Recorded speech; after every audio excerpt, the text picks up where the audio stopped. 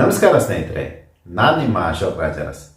ಈ ವಿಡಿಯೋದಲ್ಲಿ ನಾವು ಅತ್ಯಂತ ಕಠಿಣವಾದ ಪರಿಸ್ಥಿತಿಗಳನ್ನು ಹೇಗೆ ಎದುರಿಸೋದು ಅಂತ ತಿಳ್ಕೊಳ್ಳೋಣ. ಕಠಿಣ ಪರಿಸ್ಥಿತಿಗಳು ನೂರಾರು ಥರ ಇರುತ್ತೆ.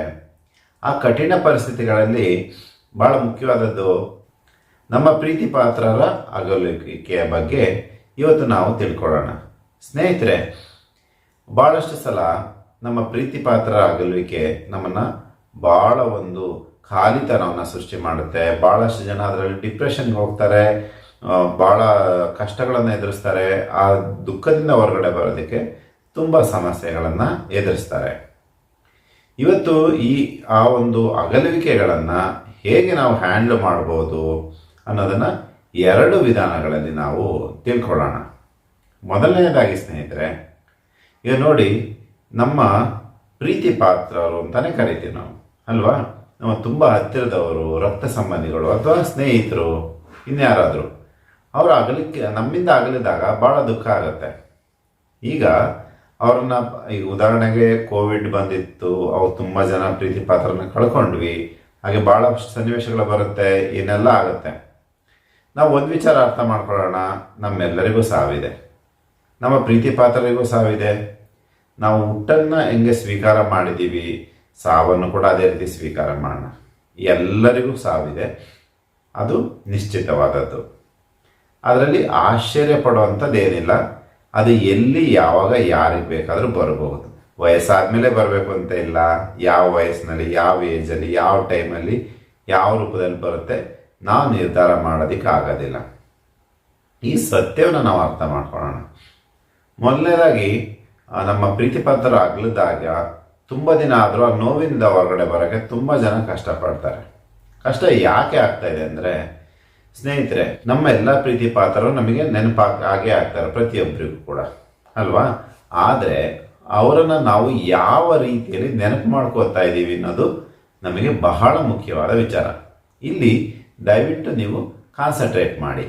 ಅದೇನಪ್ಪ ಅಂದರೆ, ಈಗ ಮಹಾತ್ಮ ಗಾಂಧಿ ಆಗಲಿ, ವಿವೇಕಾನಂದರೇ ಆಗಲಿ, ಭಾಳಷ್ಟು ಮಹಾತ್ಮರು ಅವರು ದೈಹಿಕವಾಗಿ ನಮ್ಮ ಜೊತೆ ಇಲ್ಲ. ಆದರೆ ಅವ್ರನ್ನ ನೆನೆಸ್ಕೊಂಡಾಗೆಲ್ಲ ನಮಗೊಂದು ಸ್ಫೂರ್ತಿ ಬರ್ತಾ ಇದೆ, ಖುಷಿ ಬರ್ತಾ ಇದೆ, ಆನಂದ ಬರ್ತಾ ಇದೆ, ಅಲ್ವಾ? ಅದೇ ನಮ್ಮ ಪ್ರೀತಿ ಪಾತ್ರ ಅಗಲಿದ್ದವ್ರನ್ನ ನೆನ್ಪು ಮಾಡಿಕೊಂಡ್ರೆ ಯಾಕೆ ದುಃಖ ಪಡ್ತಾ ಇದ್ದೀವಿ? ಇದಕ್ಕೆ ಕಾರಣ, ಆ ನಮ್ಮ ಪ್ರೀತಿ ಪಾತ್ರರನ್ನು ನಾವು ಅವರು ನಮ್ಮಿಂದ ಅಗಲಿದ್ದಾರೆ ಅನ್ನೋ ಮನೋಭಾವವನ್ನು ಉಳಿಸ್ಕೊಂಡ್ಬಿಟ್ಟಿದ್ದೀವಿ. ಆ ನಮ್ಮ ಪ್ರೀತಿ ಪಾತ್ರರ ನೆನಪುಗಳು ಬಂದಾಗ ಅವರ ಯಾವ ನೆನಪು ಬರ್ತಾ ಇದೆ ಅನ್ನೋದು ಮುಖ್ಯವಾಗುತ್ತೆ. ಅದಕ್ಕೆ ಏನು ಮಾಡ್ಬೋದು ಅಂದರೆ, ನಿಮ್ಮ ಯಾರ್ಯಾರ ಪ್ರೀತಿ ಪಾತ್ರರು ರೀಸೆಂಟಾಗಿ ಅಗಲಿದ್ರೆ ನೀವು ಕೂತ್ಕೊಂಡು ಅವರ ಬಗ್ಗೆ ಯೋಚನೆ ಮಾಡಿ. ಅವ್ರ ಜೊತೆ ನೀವು ಕಳೆದಂಥ ಒಳ್ಳೆ ಕ್ಷಣಗಳು, ಅವ್ರು ನಿಮ್ಮ ಜೀವನದಲ್ಲಿ ಏನೆಲ್ಲ ಪರಿವರ್ತನೆ ಮಾಡಿದ್ರು ಅದನ್ನೆಲ್ಲದನ್ನು ಒಳ್ಳೆಯದನ್ನು ನೆನಪು ಮಾಡ್ಕೊಳ್ತಾ ಬನ್ನಿ. ಈಗ ಏನಾಗಿದೆ ಅಂದರೆ, ನಮ್ಮ ಮೈಂಡ್ ಎಲ್ಲದನ್ನು ಕೂಡ ಚಿತ್ರಣಗಳಲ್ಲಿ ಸೇವ್ ಮಾಡುತ್ತೆ. ನಾವು ಅವ್ರು ಅಗಲಿರುವಂಥ ಚಿತ್ರಣಗಳನ್ನು ಮಾತ್ರ ಉಳಿಸ್ಕೊಂಡು ಅವರ ಒಳ್ಳೆತನ, ಒಳ್ಳೆ ಗುಣಗಳು, ಒಳ್ಳೆ ಕ್ಷಣಗಳನ್ನ ಎಲ್ಲದನ್ನು ಹಿಂದಕ್ಕೆ ಹಾಕ್ಬಿಟ್ಟಿದ್ದೀವಿ. ಅವರು ಅಗಲಿದ್ದಾರೆ, ದೂರ ಆಗಿದ್ದಾರೆ, ತೀರೋಗಿದ್ದಾರೆ ಅನ್ನೋದು ಮಾತ್ರ ಮುನ್ನೆಲೆಗೆ ಇಟ್ಕೊಂಡಿದ್ದೇವೆ. ಅದಕ್ಕೆ ಅವ್ರನ್ನ ನೆನಪಾಡ್ಕೊಂಡಾಗೆಲ್ಲ ದುಃಖ ಆಗ್ತಾ ಇದೆ.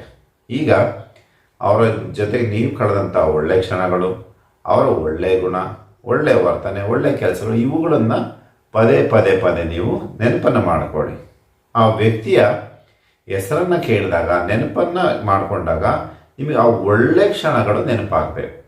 ಅವಾಗ ಏನಾಗುತ್ತೆ ಅಂದರೆ, ನಮಗೆ ಆ ವ್ಯಕ್ತಿ ಖಂಡಿತವಾಗಿ, ಯಾರೇ ನಮ್ಮ ಪ್ರೀತಿ ಪಾತ್ರ ಅಗಲಿರೋರಾಗಲಿ, ಯಾರೇ ಆಗಲಿ, ಅವ್ರ ನೆನಪುಗಳು ಪದೇ ಪದೇ ಬಂದೇ ಬರುತ್ತೆ, ಪ್ರತಿಯೊಬ್ಬ ವ್ಯಕ್ತಿಗೂ ಬರುತ್ತೆ. ಆದರೆ ಅವರನ್ನು ಈ ಪ್ರಶ್ನೆ ಹಾಕ್ಕೊಳ್ಳಿ, ಆ ಅಗಲಿರೋಂಥ ವ್ಯಕ್ತಿಗಳನ್ನು ಯಾವ ರೀತಿ ನೀವು ನೆನಪು ಮಾಡ್ಕೋತಾ ಇದ್ದೀರಾ ಅಂತ. ನೆನಪು ಬರಬಾರ್ದು ಅಂದರೆ ಆಗಲ್ಲ, ಬಂದೇ ಬರುತ್ತೆ. ಅವರನ್ನು ಯಾವ ರೀತಿ ನೆನಪು ಮಾಡ್ಕೊಳ್ತಾ ಇದ್ದೀರಾ ಅನ್ನೋದು ಭಾಳ ವ್ಯತ್ಯಾಸವನ್ನು ಸೃಷ್ಟಿ ಮಾಡುತ್ತೆ. ಹಾಗಾಗಿ ಪ್ರತಿ ಸತಿ ಅವರು ನೆನಪಾದಾಗ ಅವರ ಒಳ್ಳೆ ಗುಣ, ಒಳ್ಳೆ ವರ್ತನೆ, ಒಳ್ಳೆ ಕ್ಷಣಗಳು, ಒಳ್ಳೆ ಕೆಲಸಗಳು ನೆನಪು ಬರಲಿ. ಆಗ ನಿಮಗೆ ಪ್ರತಿ ಸತಿ ಅವರ ಸ್ಫೂರ್ತಿ ಆಗುತ್ತೆ, ಖುಷಿ ಆಗುತ್ತೆ. ಅವರ ಬಗ್ಗೆ ಯಾವುದೇ ರೀತಿ ಕಹಿ ಭಾವನೆ ಸೃಷ್ಟಿ ಆಗೋದಿಲ್ಲ. ನಾನು ಇದನ್ನು ಪ್ರಾಕ್ಟಿಕಲಾಗಿ ತುಂಬ ಜನದ ಹತ್ರ ಮಾಡಿಸಿದ್ದೀನಿ. ಈಗ ನಮ್ಮ ತುಂಬ ಆ್ಯಂಗ್ಸೈಟಿ ಇದ್ದವರೊಬ್ಬರು ಅವ್ರ ತಾಯಿ ತೀರೋದಾಗ ಫೋನ್ ಮಾಡಿದರು. ಅವಾಗ ನಾನು ಹೇಳಿದೆ ಅವರಿಗೆ, ನೀವು ವಿಸ್ತಾರವಾಗಿ ನಿಮ್ಮ ತಾಯಿಯ ಬಗ್ಗೆ ಒಂದು ಪತ್ರ ಬರೀರಿ ಅಂತ ಹೇಳಿದೆ. ಅವ್ರು ಬರೆದ್ರು. ಅವರ ಬಾಲ್ಯದಿಂದ ಹಿಡ್ದು ಏನೆಲ್ಲ ಒಳ್ಳೇದು ನಡೀತು, ಒಳ್ಳೆ ಘಟನೆಗಳ ಬಗ್ಗೆ ಮಾತ್ರ ಬರೀರಿ ಅಂತ ಹೇಳಿದೆ. ಅವರು ಕೊನೆಯ ಗಳಿಗೆ ಬರೋದಕ್ಕೆ ಮುಂಚೆ ಅದನ್ನು ನಿಲ್ಲಿಸಿ, ಅವರು ಕಾಯಿಲೆ ಪಟ್ಟಿದ್ದು, ಅವರು ಕೊನೆಯದಾಗಿ ತೀರೋಗಿದ್ದು ಅವುಗಳನ್ನು ಬಿಟ್ಬಿಟ್ಟು ಮಿಕ್ಕಿದೆಲ್ಲ ಒಳ್ಳೇದನ್ನು ಬರೀರಿ ಅಂತ ಹೇಳಿದೆ. ಅವರು ಅದನ್ನು ಬರೆದಾಗ ಅವ್ರಿಗೆ ಭಾಳ ಖುಷಿ ಆಯಿತು. ಅವರು ಆ ದುಃಖದಿಂದ ಹೊರಗಡೆ ಬರೋಕ್ಕೆ ಸಾಧ್ಯ ಆಯಿತು. ಹಾಗೆಯೇ ಸೊ ಇದನ್ನು ನೀವು ಕೂಡ ಮಾಡಿ. ಸೊ ಮತ್ತೆ ಪದೇ ಪದೇ ನೆನ್ಪು ಮಾಡ್ಕೊಳ್ಳಿ, ಅಥವಾ ಒಂದು ಪ್ರೇಮ ಪತ್ರವನ್ನು, ಒಂದು ಒಳ್ಳೆ ಪತ್ರವನ್ನು ಬರೀರಿ ನಿಮ್ಮ ಅಗಲಿದ ಸ್ನೇಹಿತರಿಗಾಗಲಿ ಪ್ರೀತಿ ಪಾತ್ರರಿಗೋಸ್ಕರ. ಅವಾಗ ನೀವು ಆ ಒಂದು ದುಃಖವನ್ನು ಹ್ಯಾಂಡಲ್ ಮಾಡೋದು ಈಸಿ ಆಗುತ್ತೆ. ಸ್ನೇಹಿತರೆ, ಇದನ್ನೇ ನಾವು ಇನ್ನೊಂದು ಆಯಾಮದಿಂದ ನೋಡೋ ಪ್ರಯತ್ನ ಮಾಡೋಣ.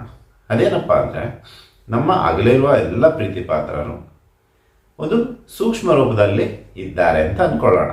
ಅವರಿಗೆ ಈಗ ದೇಹ ಇಲ್ಲ, ಸೂಕ್ಷ್ಮ ರೂಪದಲ್ಲಿ ಪ್ರೆಸೆಂಟ್ ಇದ್ದಾರೆ. ನಮ್ಮ ಹಿಂದೂ ಸಂಸ್ಕೃತಿ, ಭಾರತೀಯ ಸಂಸ್ಕೃತಿ ಅದು ಹೇಳಿದೆಯಲ್ವಾ, ಆತ್ಮಕ್ಕೆ ಸಾವಿಲ್ಲ, ಎಲ್ಲರೂ ಇರ್ತಾರೆ, ಬೇರೆ ಬೇರೆ ರೂಪದಲ್ಲಿ ಇರ್ತಾರೆ, ಸೂಕ್ಷ್ಮ ರೂಪದಲ್ಲಿ ಇರ್ತಾರೆ. ನಾವೀಗ ಡೀಪ್ ಸ್ಲೀಪ್ ಮಾಡ್ತೀವಿ ಪ್ರತಿದಿನ ರಾತ್ರಿ, ಜೀವಂತವಾಗಿರ್ತೀವಿ, ಅದ್ರ ಏನು ಪ್ರಜ್ಞೆ ಇರಲ್ಲ. ಆ ರೀತಿ ಯಾವುದೋ ಒಂದು ರೂಪದಲ್ಲಿ ಅವರು ಇದ್ದಾರೆ. ಹಾಗಾಗಿ ಅವರು ಇದ್ದಾರೆ ಅಂತ ಆದಮೇಲೆ ನಾವು ಅವರಿಗೆ ಒಳ್ಳೆಯ ವೈಬ್ರೇಷನ್ ಕಳಿಸೋಣ. ಈಗ ಅವ್ರನ್ನ ನೆನ್ಪು ಮಾಡ್ಕೊಂಡು ನಾವು ಕೊರಗ್ತಾ ಇದ್ರೆ ಅವ್ರಿಗೆ ನಾವು ದುಃಖವನ್ನು ಕಳಿಸ್ತಾ ಹಂಗಾಗತ್ತೆ. ಅದಕ್ಕಾಗಿ ಯಾರೊಬ್ಬ ವ್ಯಕ್ತಿ ಆಗಲಿ, ನಮ್ಮ ಪ್ರೀತಿ ಪಾತ್ರರನ್ನ ನಾವೇನು ಪ್ರೀತಿ ಕೊಡಬೇಕು ಅವರಿಗೆ, ಅದ್ರ ಬದಲಾಗಿ ದುಃಖವನ್ನು ಕಳಿಸೋದು ಬೇಡ. ನೀವು ಅವ್ರಿಗೊಂದು ಗಿಫ್ಟ್ ಕೊಡೋದಾದರೆ ಪ್ರೀತಿ ಕೊಡ್ತೀರಾ, ದುಃಖ ಕೊಡ್ತೀರಾ? ಪ್ರೀತಿಯನ್ನೇ ಕೊಡೋಕ್ಕೆ ಇಷ್ಟಪಡ್ತೀವಲ್ವಾ? ಹಾಗಾಗಿ ನೀವು ಪ್ರತಿ ಸತಿ ಆ ವ್ಯಕ್ತಿ, ಅಗಲಿರುವ ವ್ಯಕ್ತಿ ನೆನಪಾದಾಗ ಪ್ರೀತಿಯಿಂದ ಅವರಿಗೆ ಅವ್ರು ಮಾಡಿದಂಥ ಒಳ್ಳೆ ಕ್ಷಣಗಳನ್ನು, ಒಳ್ಳೆಯದನ್ನು ನೆನ್ಪು ಮಾಡಿಕೊಂಡು ಅವ್ರಿಗೆ ಥ್ಯಾಂಕ್ಸ್ ಹೇಳಿ, ಒಳ್ಳೆ ರೀತಿಯಲ್ಲಿ ನೆನ್ಪು ಮಾಡ್ಕೊಳ್ಳಿ. ಆಗ ನೀವು ಒಳ್ಳೆ ರೀತಿಯಿಂದ ಪ್ರೀತಿಯಿಂದ ಅವ್ರನ್ನ ನೆನ್ಪು ಮಾಡ್ಕೊಂಡಾಗ ಅವ್ರಿಗೆ ಒಳ್ಳೆ ವೈಬ್ರೇಷನ್ ಹೋಗುತ್ತೆ. ನೀವು ದುಃಖ ಪದೇ ಪದೇ ದುಃಖ ಪಡ್ಕೊಳೋದು, ಬೇಜಾರು ಮಾಡ್ಕೊಳೋದು ಮಾಡಿದ್ರೆ ಅವ್ರಿಗೆ ನೆಗೆಟಿವ್ ವೈಬ್ರೇಷನ್ ಹೋಗುತ್ತೆ. ಆ ರೀತಿ ಮಾಡೋದು ಬೇಡ. ಸೊ ಎಲ್ಲರೂ ನಮ್ಮ ಅಗಲಿದಂಥ ಪ್ರೀತಿ ಪಾತ್ರರನ್ನು ಒಳ್ಳೆ ರೀತಿಯಲ್ಲಿ ಮನಸ್ಸಿನಲ್ಲಿ, ಈಗ ನಮ್ಮ ಎಲ್ಲರೂ ಕೂಡ ನಮ್ಮ ಮನಸ್ಸಿನಲ್ಲಿ ಒಂದೊಂದು ರೀತಿಯಲ್ಲಿ ನಾವು ಇಟ್ಕೊಂಡಿದ್ದೀವಿ ಮನಸ್ಸಿನಲ್ಲಿ ಪ್ರತಿಯೊಬ್ಬ ವ್ಯಕ್ತಿಯನ್ನು. ಅದೇ ರೀತಿ ನೀವು ಅಗಲಿರುವಂಥ ವ್ಯಕ್ತಿಗಳನ್ನು ಸಹ ಒಂದು ಪ್ರೀತಿಯಿಂದ ಒಂದು ಒಳ್ಳೆ ರೀತಿಯಲ್ಲಿ ಮನಸ್ಸಿನಲ್ಲಿ ಇಟ್ಕೊಳ್ಳೋಣ. ಆಗ ನಿಮಗೆ ಆ ದುಃಖದಿಂದ ಹೊರಗಡೆ ಬರ್ತೀರಾ, ಆ ನೆಗೆಟಿವಿಟಿಯಿಂದ ಹೊರಗಡೆ ಬರ್ತೀರಾ. ಜೀವನ ಮುಂದಕ್ಕೆ ಸಾಗಲೇಬೇಕು, ಮುಂದಕ್ಕೆ ಸಾಗುತ್ತೆ. ಈ ರೀತಿಯಾಗಿ ಒಳ್ಳೆ ರೀತಿಯಲ್ಲಿ ಮನಸ್ಸನ್ನು ಚೆನ್ನಾಗಿ ಇಟ್ಕೊಳ್ಳೋಣ.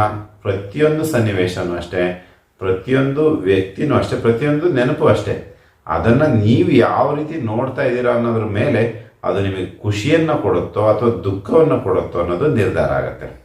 ಯಾವುದೆಲ್ಲ ನಿಮಗೆ ದುಃಖವನ್ನು ಕೊಡ್ತಾ ಇದೆ, ಬೇಜಾರು, ಸಿಟ್ಟು ಜನರೇಟ್ ಮಾಡ್ತಾ ಇದೆ, ಅದನ್ನು ಆತ್ಮಾವಲೋಕನ ಮಾಡಿ ಅದನ್ನು ಗಮನಿಸಿ. ಇದು ಈ ಘಟನೆ, ಈ ನೆನಪು, ಈ ಸನ್ನಿವೇಶ ಯಾಕೆ ನನಗೆ ಬೇಜಾರು ಮಾಡ್ತಾ ಇದೆ, ದುಃಖ ಕೊಡ್ತಾ ಇದೆ, ಅದನ್ನು ನಾನು ಬೇರೆ ಯಾವ ರೀತಿಯಲ್ಲಿ ನೋಡಿದ್ರೆ ನಾನು ಅದೇ ಘಟನೆ, ಅದೇ ನೆನಪು, ಅದನ್ನು ನಾನು ಇನ್ನೂ ಹೆಂಗೆ ಒಳ್ಳೆ ರೀತಿಯಲ್ಲಿ ನೋಡಿ ಅದನ್ನು ಹರ್ಟ್ ಆಗದೆ ರೀತಿ ಬದಲಾವಣೆ ಮಾಡ್ಕೋಬೇಕು. ಅದು ನಮ್ಮದೇ ಜವಾಬ್ದಾರಿ.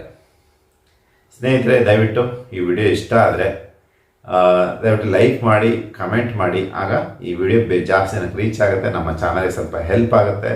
ದಯವಿಟ್ಟು ನಮ್ಮ ಚಾನಲ್ನ ಸಬ್ಸ್ಕ್ರೈಬ್ ಮಾಡಿ, ನಮ್ಮ ವಾಟ್ಸಪ್ ಗ್ರೂಪ್ ಜಾಯ್ನ್ ಆಗಿ, ನಮ್ಮ ಸಂಸ್ಥೆ ಎಲ್ಲ ಒಂದು ಕಾರ್ಯಕ್ರಮಗಳಲ್ಲಿ ಭಾಗವಹಿಸಿ. ಯೋಗ ಕ್ಲಾಸ್ ನಡೆಯುತ್ತೆ, ಕೌನ್ಸಿಲಿಂಗ್ ಇರುತ್ತೆ, ಎಲ್ಲದೂ ಇರುತ್ತೆ. ನಮ್ಮ ಸಂಸ್ಥೆ ಉದ್ದೇಶ ಎಲ್ಲರೂ ಖುಷಿಯಾಗಿ ಆನಂದವಾಗಿರಬೇಕು ಅಂತ. ಒಂದು ಒಳ್ಳೆಯ ಜೀವನ ಮಾಡೋಣ. ಜೀವನ ತುಂಬ ಅದ್ಭುತವಾಗಿದೆ. ಎಲ್ಲರಿಗೂ ಒಳ್ಳೆಯದಾಗಲಿ. ಧನ್ಯವಾದಗಳು ಸ್ನೇಹಿತರೆ.